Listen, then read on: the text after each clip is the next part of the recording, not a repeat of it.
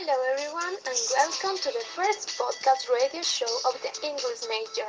Today in our show we present you an interview with a special guest who not only won the contest My Favorite Professor, because with your votes he won the contest The Character of the Week. So today we are with the Master Pablo Mejia.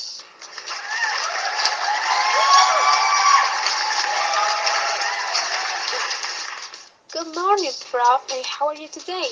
I'm doing fine. Can you tell me how do you feel about being the winner of this contest? Well, it was really a surprise. I never thought about it. I never heard about this type of contest or this type of participation. So it was kind of surprised, just exactly today, but it was two events. Well, a part of being surprised, it's really appealing.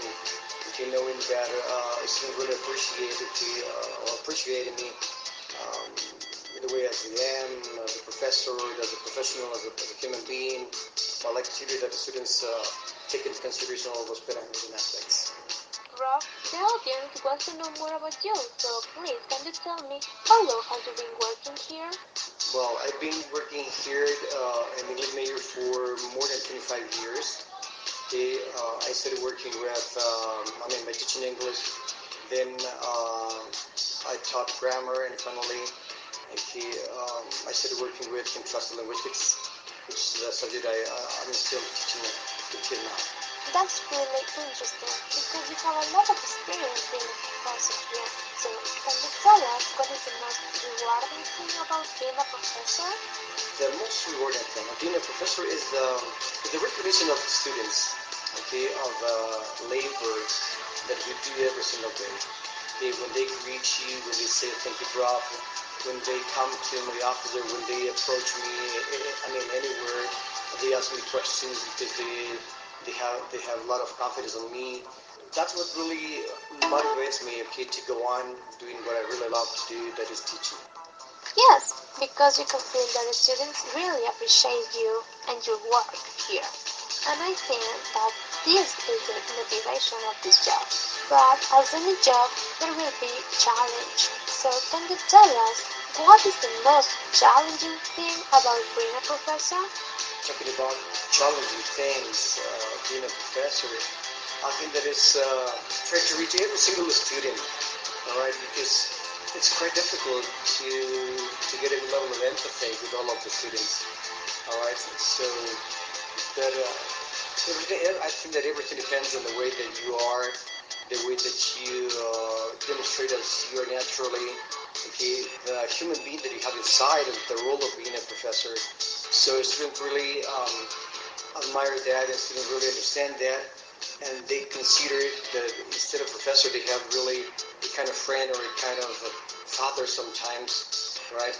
And that's why the students try to look for that kind of very close relationship with me. Okay, and you also had the role here to be the tutor of our practical. Yeah. So can you tell us about that? Yeah, it's it's an experience that I didn't like it, first of all, really, because I consider that, the university has more responsibility in this práctica proporcional, right? But because of these regulations, they forced us to all the full-time professors need to work with práctica docente. So I took that challenge this semester, and I really like it. I really like it because I shared with my students. I visited different institutions. I met a lot of friends that are professionals, and I haven't seen them for ages. I've got new friends, like principals and other professionals in the private institutions, and it's really very appealing and amazing because every single Thursday I visit all my schools, and I talk to my students, and I talk to the tutors of the different type of institutions, and fortunately, everybody is enjoying what they do, and also I like it. I really like it. So sometimes I expect to really be the first that comes to as soon as to take my car and drive around the city to visit the schools. And finally, can you tell a message to the audience about your experience as a professor and teaching and how we can improve and be good teachers?